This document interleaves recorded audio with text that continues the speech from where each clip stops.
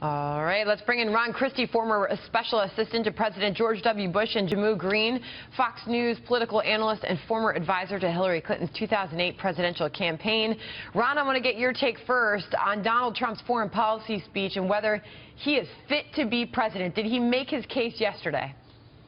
Well, I think he came out with a very convincing argument of the dangers and, frankly, the reality we face. If you can't call radical Islamic jihadism what it is, how can you take that enemy down if you can't identify them?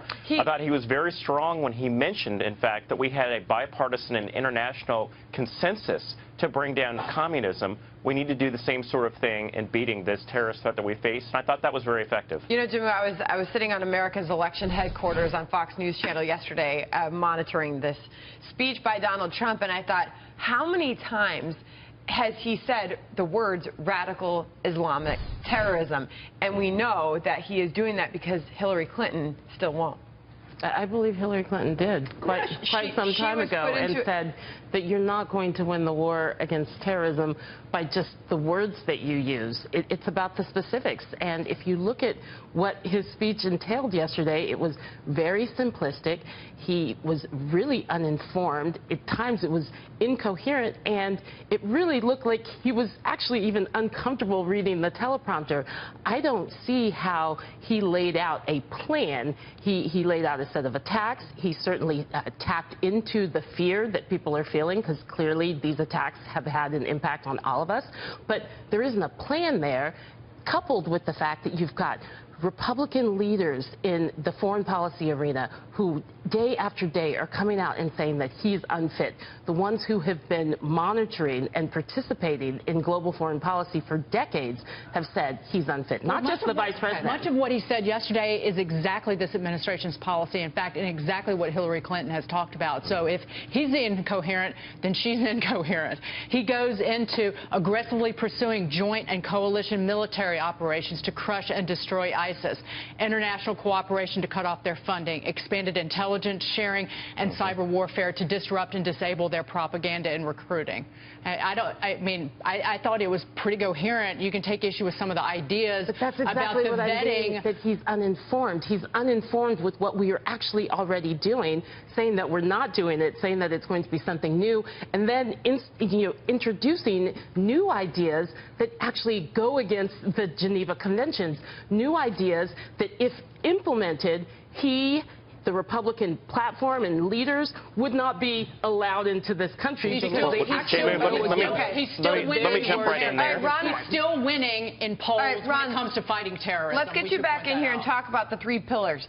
Visa for Trump, visa restrictions, ideology testing, and he certainly reiterated that he wants to put an end to nation building. Look, I think in principle that sounds good. I'm worried about the actual application. How do you actually say we're going to look at X number of countries around the world and automatically bar all these individuals who want to come here from those countries just based on where they're from? We have been very generous with allowing those who are seeking political asylum, those who are fleeing persecution, to come to the United States. And we need to have a more thought-out policy than that. Now, on the other hand, I'm going to go back to something that Jehmu just said, you know, that Mr. Trump's plan somehow is against the Geneva Convention. The Geneva Convention does not apply when you are fighting and waging a war against terrorism. They are not afforded protections under the Geneva Convention.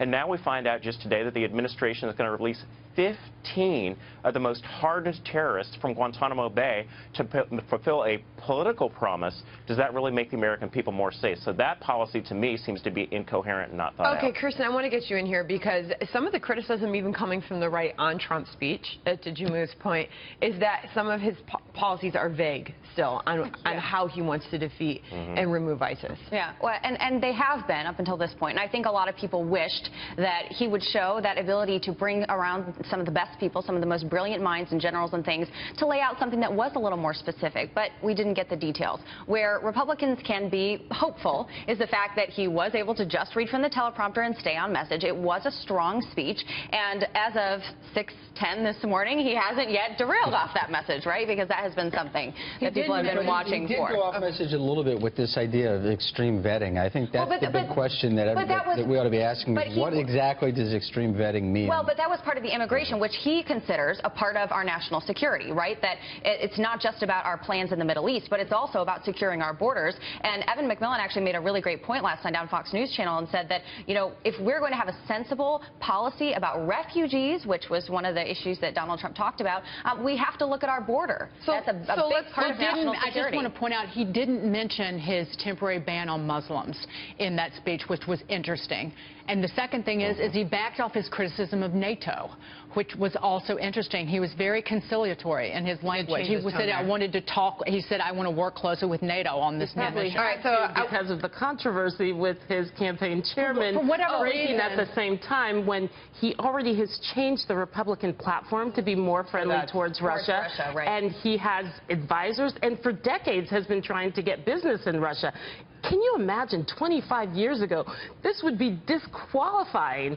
And when you add on the fact, where are the Republicans who used to say you could not say anything about the Iraq war being bad? What did you think was the strongest moment for Biden in touting Hillary Clinton and her plan? Well, I think it was clearly the nuclear codes, when he literally called out the gentleman who follows him, or lady, who follows him with the, football, and said, we cannot give him these codes. And I think that was really powerful. But certainly Biden was extremely powerful throughout. I enjoyed the super long, weird, awkward hug on the tarmac between Vice President and the Secretary of State.